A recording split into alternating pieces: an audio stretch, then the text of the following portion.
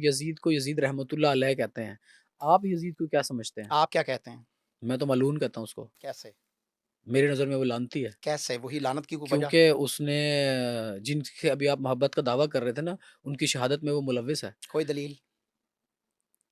आपकी ज़बानी नहीं होगी, मुझे दलील चाहिए। दलील क्या आपने दलील? जलाउल उयून का नाम सुना है? नहीं, मैंने नहीं सुना। जलाउल उयून मुल्ला बाकर मजलसी की किताब है। हुँ, ईरान से छपी हुई है हुँ, और उर्दू तर्जुमा उसका लाहौर में जहाँ से चाहेंगे मैं दे दूँगा। हुँ, उसके अंदर तो ये है कि उन्होंने सबसे पहले हुँ, मातम किया था। हुँ, सबसे पहला मातम जिसने किया है वो यज़ीद है। हुँ। और किस चीज़ वो में मातम किया था उसने? जी, यजीद ने किस हुसैन चीज़ में? रज़ियल्लाहु अन्हु की शहादत की जब खबर मिलती है, तो वो और उसके घर में कोहराम मच गया, मातम उन्होंने किया। अगली हुँ, बात, हुँ। उन्होंने वो बंदा के जो सर लेके आया उसको कत्ल करने का हुक्म दिया है। ये जलाउल उयून मुल्ला बाकर कौन मजलसी की किताब है। कौन था क्या सर लाया ऐसा था? बंदा जो भी था एक्स वाई अच्छा। ज़ी, हुँ। जो बंदा हुसैन रज़ियल्लाहु अन्हु के कातिल का सर उतारने का हुक्म दे दे, आप उसे लानती कह सकते हैं भाई? जो जाग सके वो रहमत फरमाए। जितने हुसैन के घर हैं, पूरी कायनात में कोई सखी इतना खाना नहीं खिलाता जो गरीब बैठों के जहमत कर रहा है। जितना हुसैन खिलाता है, पूरी कायनात में कोई अमीर इतना पानी नहीं पिलाता जितना हुसैन पिलाता है। अब तक आपको छुट्टी थी, अपने सर हिलाया, अब जुबान को जहमत देनी है। पूरी कायनात में किसी के इतने नौकर नहीं जो बोल सके वो जहमत फरमाए। जो आया हुसैन को सलाम करने का, पूरी कायनात में किसी बादशाह के इतने नौकर नहीं जितने हुसैन इब्ने अली के नौकर हैं। और हुसैन के नौकरों का जज्बा भी ऐसा है, हुसैन के नौकरों की हुसैन से मोहब्बत भी ऐसी है कि पूरी कायनात में इतने लोग यजीद के नाम पे जीने को तैयार नहीं जितने हुसैन के नाम पे मरने।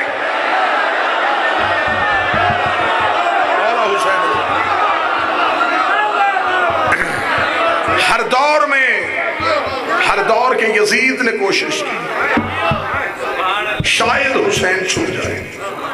हुसैन उभरता गया, हुसैन निखरता गया। इतना उभरा हुसैन, इतना उभरा हुसैन, आज हर मुसलमान की मजबूरी है हुसैन।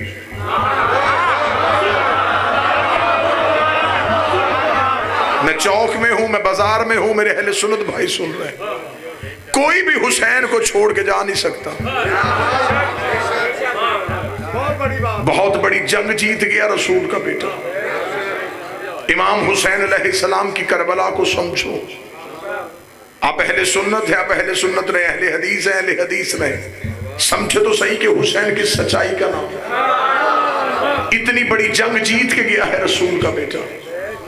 वाजिबुल एहतराम काबिल सद एहतराम की ब्लॉक सरकार अलामत सैयद हैदर नकवी साहब बड़े बेहतरीन अंदाज से मुदल्लल तरीके से आपको जिक्र हुसैन इब्ने अली सुनाएंगे।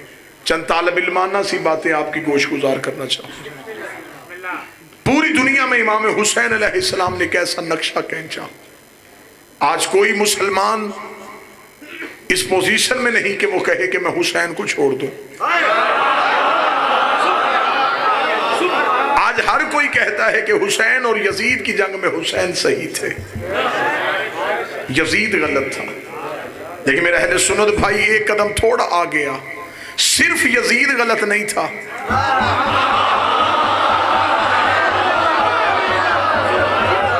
आप सर हिला रहे और मैं आपके मजहब की वकालत कर रहा हूं, आप ऐसे ऐसे कर रहे हैं और मैं आपके मजहब की वकालत कर रहा हूं। सिर्फ यजीद गलत नहीं, हर यजीद गलत था।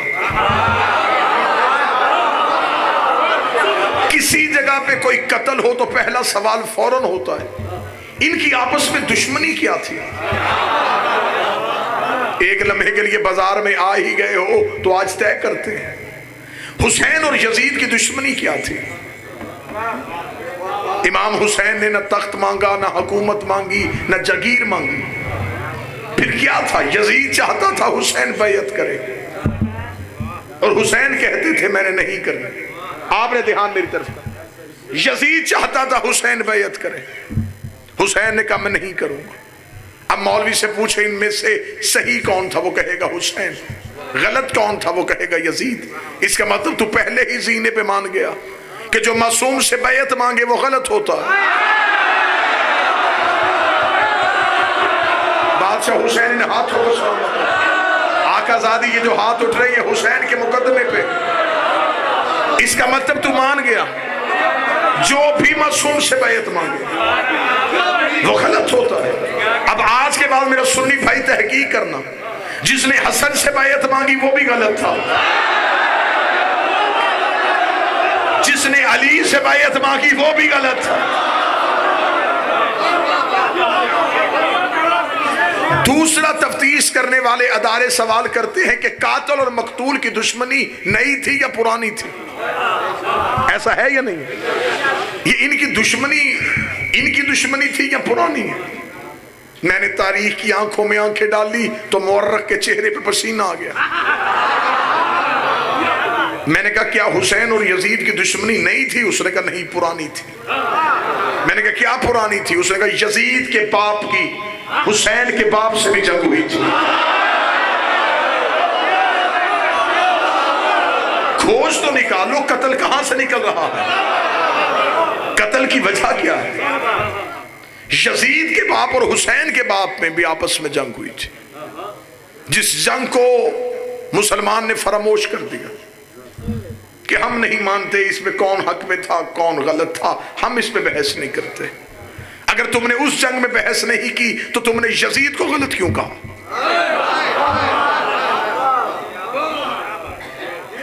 अगर तू हक और बातिल का फैसला नहीं कर सकता तो फिर तूने हुसैन की बार हक का फैसला क्यों किया? जब मैंने मुअर्रख से पूछा क्या यजीद के बाप और हुसैन के बाप की दुश्मनी जाती थी, तारीख के कदम लड़खड़ाने लगे। उसका नहीं, मेरी मजबूरी है, यजीद के दादा की हुसैन के दादा से नहीं बनती थी।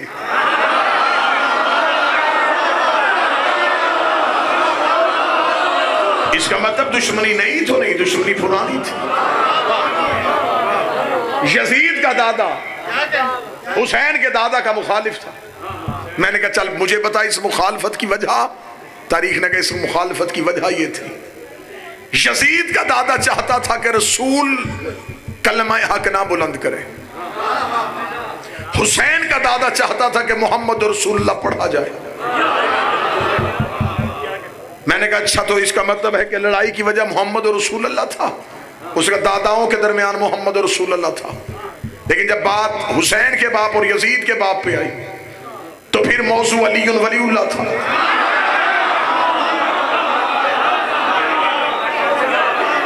एक लम्हे के लिए मेरा सुन्नी भाई खोज लगाए, आज आपने किस मुंह से कह दिया कि सिर्फ यजीद गलत था? सर पे कुरान रख के बता, यजीद को वोटें किसने दी थी? उसे तख्ते खिलाफत किसने दिया था? उसे ताज किसने पहनाया था? उसे तख्त पे बिठाया किसने था? वो 18,000 मुफ्ती कौन से थे? वो कारियाने कुरान कौन कौन से थे? किस किस शहर में उसका कौन कौन गवर्नर नाफिज था? इसका मतलब यजीद आजाद उम्मीदवार नहीं था, पार्टी के टिकट पे था।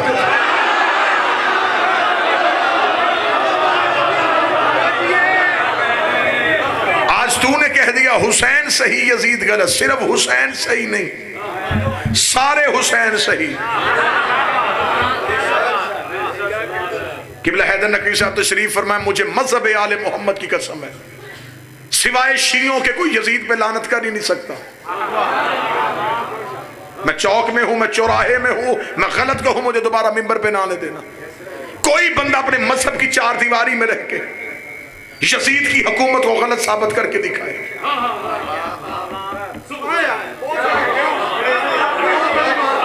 हमारी आंखों में धूल न झोंको कि मुहर्रम के दिनों में काले कपड़े पहन के हुसैन नहीं बन जाओ। हुसैन सही कहने के लिए कई गलत कहने पड़ते हैं।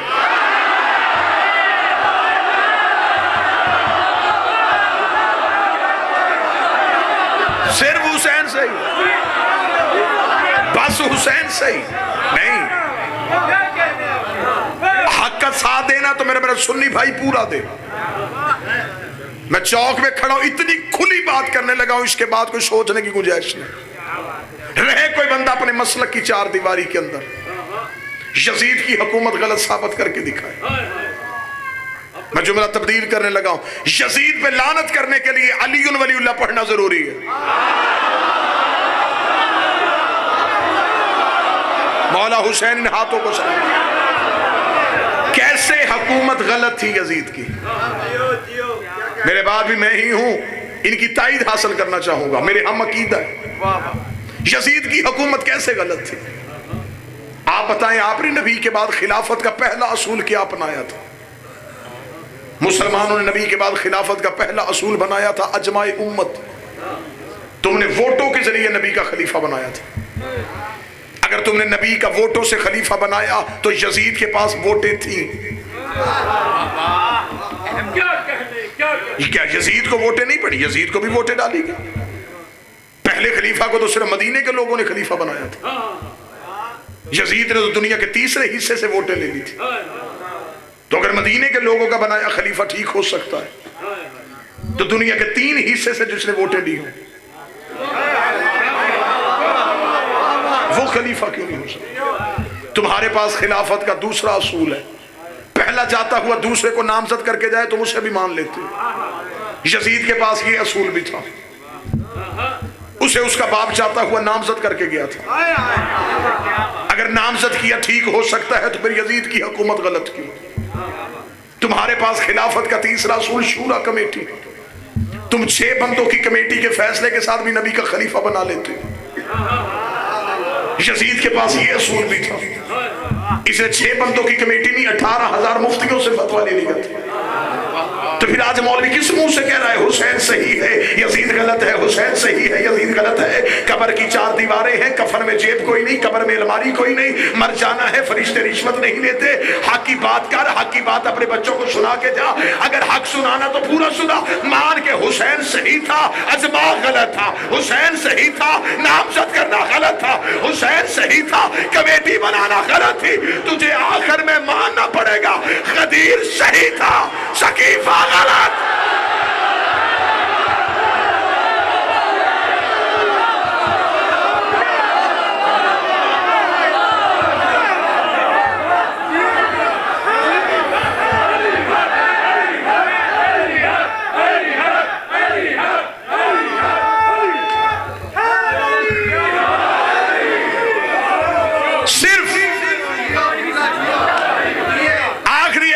क्योंकि मैंने ये मौजू इसलिए शुरू किया कि मजलिस बाजार में हो रही है। अहले सुन्नत भाई रात सोचना जरूर, सुबह तक सोचना। इमाम हुसैन अलैहिस्सलाम ने इनकार किया, मैं बैत नहीं करूंगा। उस दौर के मुसलमानों ने किसका साथ दिया?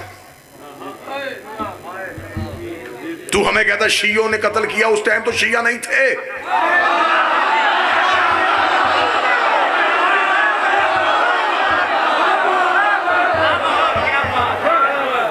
उस दौर में बड़े बड़े आला लोग थे, मैं नाम नहीं लेना चाहता, निशानी बताना चाहता हूं। मैं बड़ा संजीदा मौजू पढ़ रहा, मैं निशानी बताना चाहता हूं। कौन लोग थे? नबी को दुनिया से गए 50 साल नहीं हुए। इसका मतलब है जिन लोगों ने नबी की गोद में हुसैन देखा था वो जिंदा थे।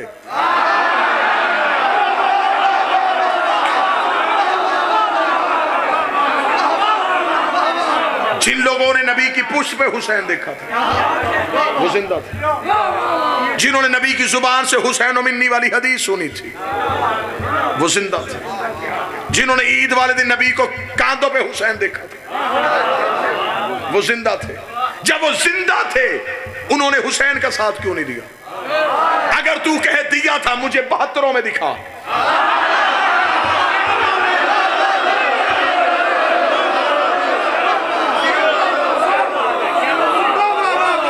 मैं फौरन अपना मौकफ तब्दील कर लूंगा, मैं उन लोगों की फौरन इज्जत शुरू कर दूंगा। मेरी मजबूरी है, मेरे जनून का नाम हुसैन है,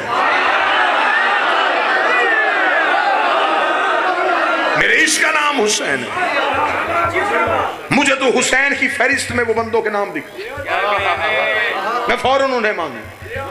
अगर वो 72 में नहीं, इसका मतलब वो लाखों में है। अगर वो लाखों में है तो अब बता किसने मारा है?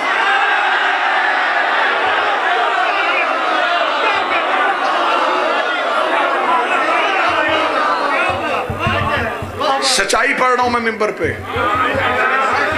दांतों को पसीना आता है ये हकाइक पढ़ने के लिए। लेकिन मुझे कोई डर नहीं, हमें हथकड़ी का खौफ किया, हमें तो माए बचपन में कड़ी पहना देती।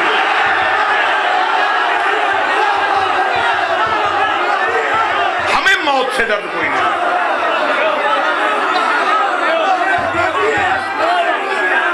बिस्मिल्लाह। किसी को आ जाती है नींद, हमें मरने से डर नहीं, मरने से वो डरता है जो जीना चाहता हो। मौत तो हमारी पीर से मुलाकात का बहाना है,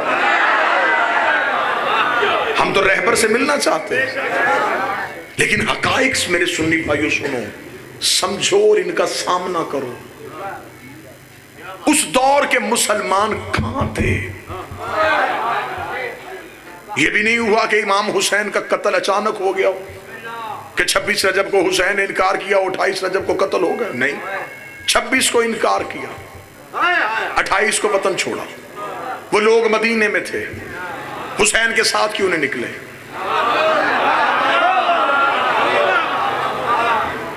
सारा साल हमसे पूछते रहते हो मातम कहां लिखा है, जंजीर कहां लिखी है। कुछ सवालों के जवाब हमें भी दे दो।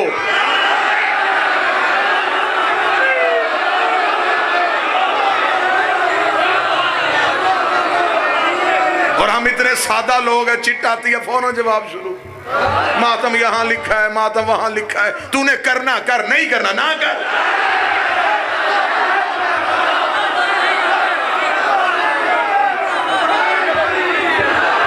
और वैसे भी ये बात मान लो, जो समझ के करो वो मातम नहीं होता। हाँ, हमें भी चंद सवालों के जवाब दो, हमारी कोई खुराक अलग है कि सारे जवाब हमने देने? हमें बताओ, वो लोगों ने हुसैन का साथ क्यों नहीं दिया? इमाम हुसैन ने मदीना छोड़ा, वो मदीने से हुसैन के साथ क्यों नहीं गए? हुसैन मक्का बैठ के 6 महीने इंतजार करते रहे, वहां क्यों नहीं आए? हुसैन ने ऐन हज के मौके पे एहराम तोड़े, उन्होंने क्यों नहीं तोड़े?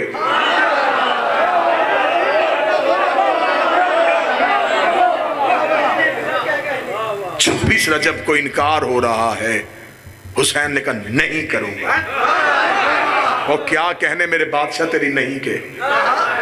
हुसैन ने कहा नहीं करूंगा। वलीद ने यजीद को लिखा, एक हुसैन कह रहा नहीं करूंगा। हुसैन दरबार से निकले तो 72 ने कहा नहीं करेंगे।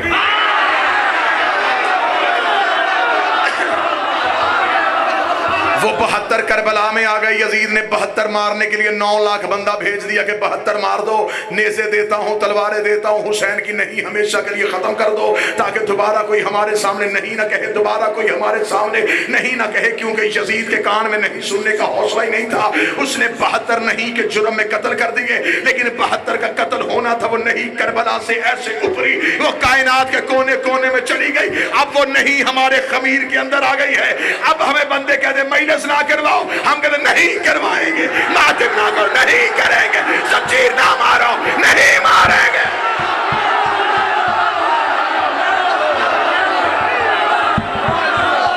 ये हमारे पास,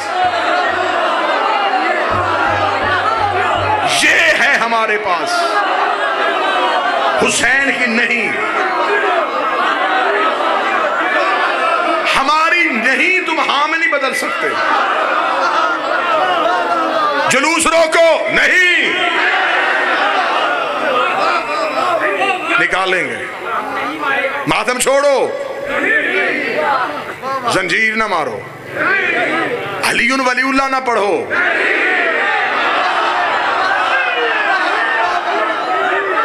तेरे 9 लाख हमारे 72 की नहीं हाँ में नहीं बदल सके।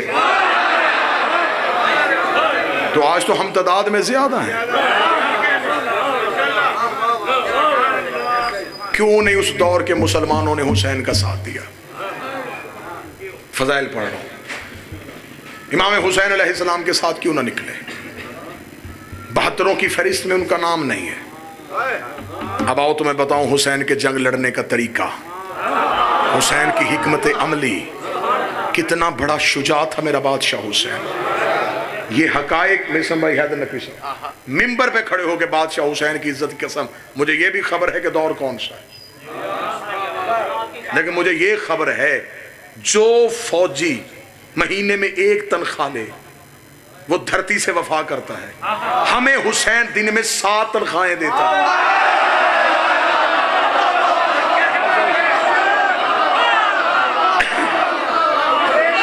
जो हुसैन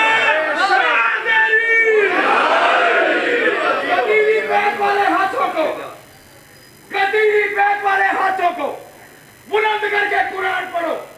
अली और वलीउल्लाह नारे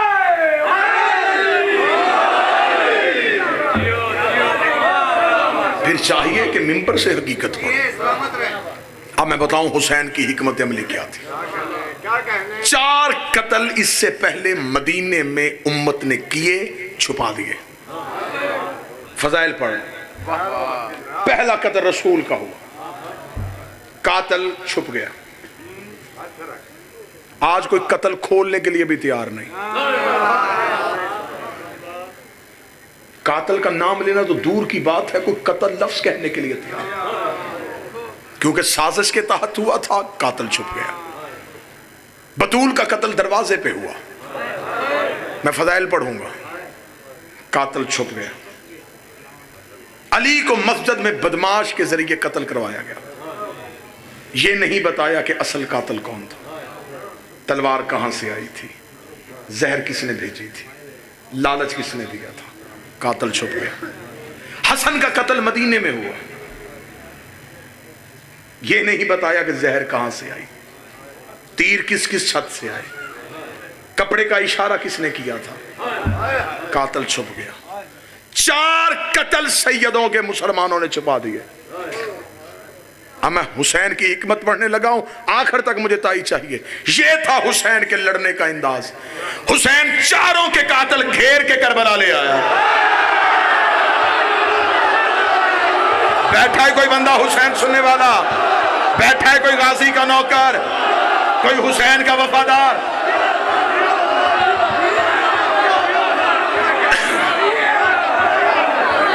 चारों के कातल घेर के हुसैन यूं करबला में खड़े किए।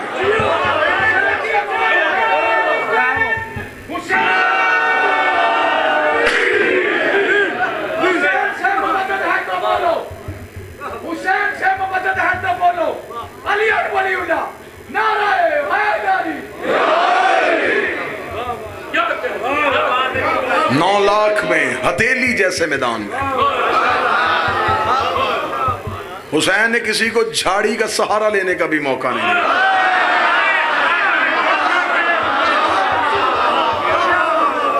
खरीदी हुई जमीन पे हुसैन ने उतारे। हुसैन ने कहा इधर आओ आबादियों में छुपने वालों। हुसैन ने सामने खड़े करके शजरों से पर्दा उठा दिए।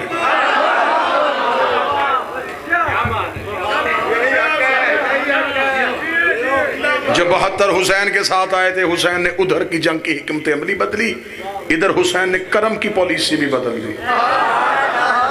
ये नहीं कि दुश्मन के लिए अंदाज बदला और दोस्त के लिए वही मोहब्बत रही। दुश्मन के लिए भी अंदाज बदल दिया, दोस्त के लिए भी बदल दिया। हुसैन ने 72 पे नजर की। हुसैन ने एक भी रजी अल्लाह ने किया, सारे अलैहिस्सलाम कर।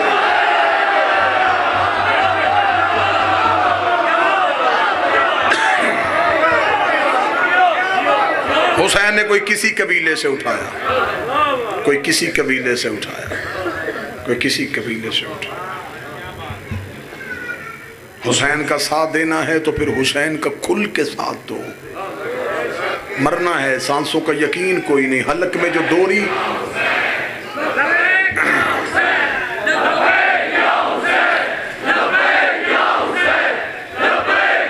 सारे बोलो, आखिर तक बोलो नाराए हैदरी। बस फजाइल पे इक्तफा करूंगा। मुसाहिब भी मेरे हिस्से का मेरे भाई पढ़ेंगे। उनसे मैंने वक्त मुस्तार लिया था। उनकी मेहरबानी, उनकी आला ज़र्फ़ी, उन्होंने अपना वक्त मुझे अनायत फरमाया। चंद दिन के लिए सिर्फ ज़ियारत का मसला बना अरबाइन पे जाने वालों के लिए। यह है हुसैन की मोहब्बत। जान हलक में रुक गई। जिस जगह पे दहशतगर्दी का खतरा हो, लोग वहां से भागते हैं। हुसैन ने नौकरों पे पहला कर्म ये किया है, हमें मौत से डर नहीं लगता।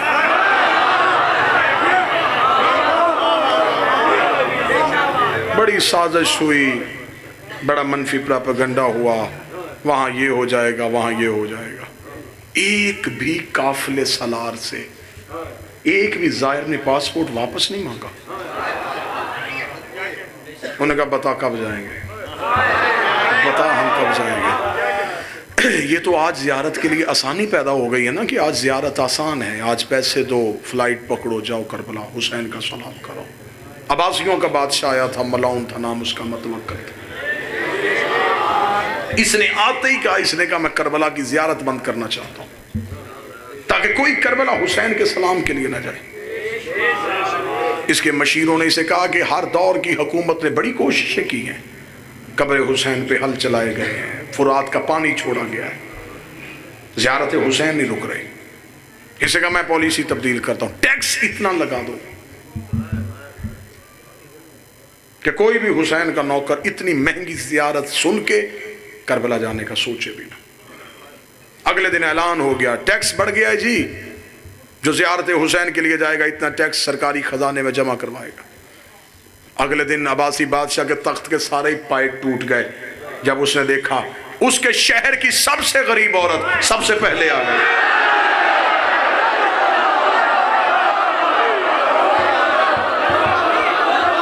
जिनकी आंखों में चमक आई है, हुसैन तुम्हें इसी साल करबला बुलाया। शहर की सबसे गरीब औरत सबसे पहले इसने जंजीरें दर हलाया। मतवक्कल का बुलाओ, कोई हुसैन की चाहने वाली है। इसने कहा कि कहेगी भेज दे, हमें सस्ती कर दे, अगर नहीं जाना हमने तो फिर कोई पॉलिसी तब्दील कर दे। मतवक्कल की आंखें फटी की फटी रह गई। शहर की सबसे गरीब औरत ने दरबार पे कदम रखते ही मतवक्कल की तरफ देखा, मैंने सुना है कि ज़ियारत सस्ती हो गई है।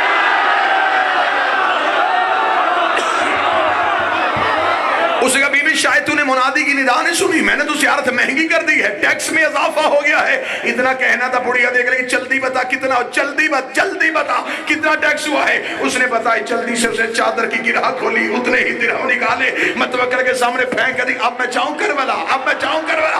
उसने कहा रुक रुक बुढ़िया, ये कहां से लेके आई है? मुस्कुराए, जिसने बुलाया है उसी ने दिए। बुलाया भी हुसैन ने, ये दिनार भी हुसैन ने दिया।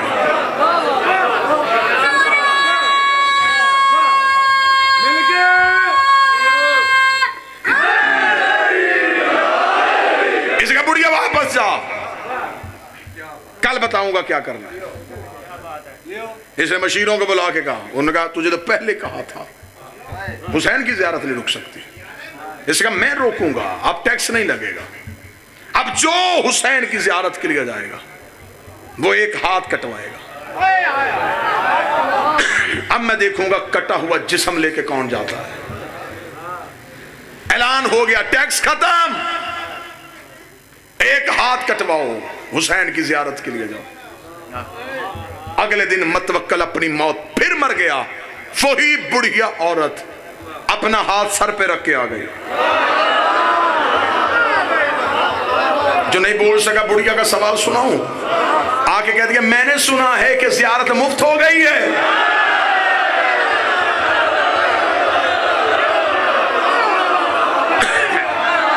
मैंने सुना है कि अब तू पैसे नहीं मांग रहा। उसका बुढ़िया हाथ कटवाना है, वो कहती लेके आई। उसका सर पे क्यों रखा है? उसका अब ये हुसैन का हो गया है। जो चीज हुसैन की हो जाए वो हम ऊंचाई पे रखते हैं। इसका बाजू काटो बुढ़िया का, जला दे, तलवार खींची, हाथ काटा। कहती जाऊं करबला, कहेगा ना ना ना, बायां भी कटवाओ, मैं देखूंगा तू ज़ियारत हुसैन के लिए जब तक रुकेगी नहीं, मैं जुल्म नहीं रोकूंगा। इसे जला सका, बाया बाजू काट, उसे बाया बाजू काटा, दोनों बाजू कटे हुए हैं। बुढ़िया देख दी, अब तो कह दे जाऊं करबला। उसका पांव काट बुढ़िया का, उसने पहला पांव काटा, बुढ़िया ने एक पांव पे हारा कह दिया अब मैं जाऊं करबला। इसका दूसरा पांव काट, दूसरा पांव काटा, दोनों बाजू दोनों पांव, इसका फेंक बुढ़िया को सलाम अलैहि, जख्मी बुढ़िया को सिपाहियों ने उठा के दरबार से बाहर फेंका, जमीन पे गिरने से पहले एक घोड़े सवार ने हाथों में उठाया। बुढ़िया मतवक्कल को देखकर, तेरा शुक्रिया, पहले चल के जाना था, अब